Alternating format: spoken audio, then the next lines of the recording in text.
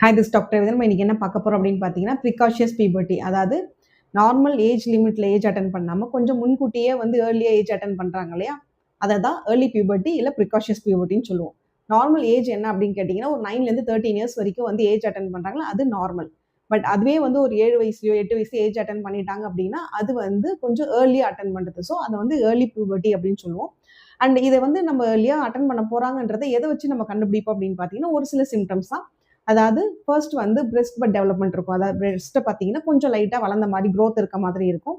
And அதுக்கு அடுத்து பார்த்தீங்கன்னா அண்டர் ஆர்ம் ஹேராக இருக்கட்டும் இல்லை ப்ரைவேட் பார்ட் ஹேராக இருக்கட்டும் இதெல்லாம் கொஞ்சம் க்ரோத் வர ஆரம்பிக்கும். நெக்ஸ்ட் பார்த்தீங்கன்னா நார்மலான ஹைட் இருக்கிறவங்க திடீர்னு பார்த்தீங்கன்னா சடனாக வந்து ஒரு ஹைட் வளர்ந்த மாதிரி தெரிவாங்க. ஸோ இதெல்லாம் அவங்க கிட்ட சேஞ்சஸ் தெரியுதுன்னா ஆல்மோஸ்ட் இந்த சேஞ்சஸ் வந்ததுலேருந்து ஒரு 2 இயர்ஸ்க்குள்ள அவங்க ஏஜ் அட்டன் பண்ணுற டைம்.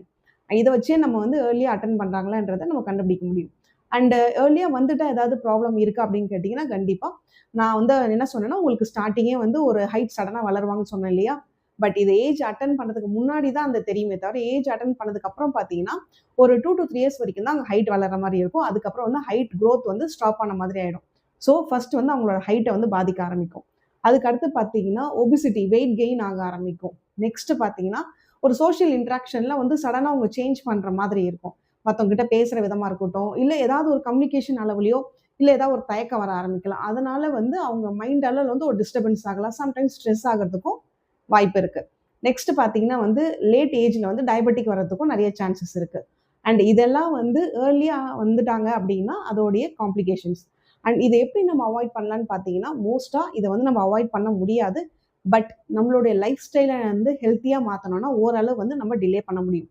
இன்கேஸ் அதே வீட்டில் வந்து அவங்க அம்மாவோ இல்லை அவங்க ஆன்டி யாராவது வந்து இதே மாதிரி ஏர்லி அட்டன் பண்ணாங்கன்னா அதை நம்ம மாற்ற முடியாது.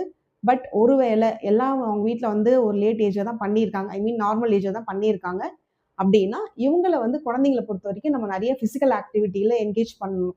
அதாவது சின்ன வயசுலேருந்து அவங்க நிறைய விளையாட வேணும். நம்ம வந்து அவங்க நிறைய ஃபிசிக்கல் ஆக்டிவிட்டியில் என்கேஜ் பண்ணோன்னா அவங்களுடைய ஏஜ் அட்டன் பண்ணுற டைம் வந்து கொஞ்சம் டிலே ஆகலாம்.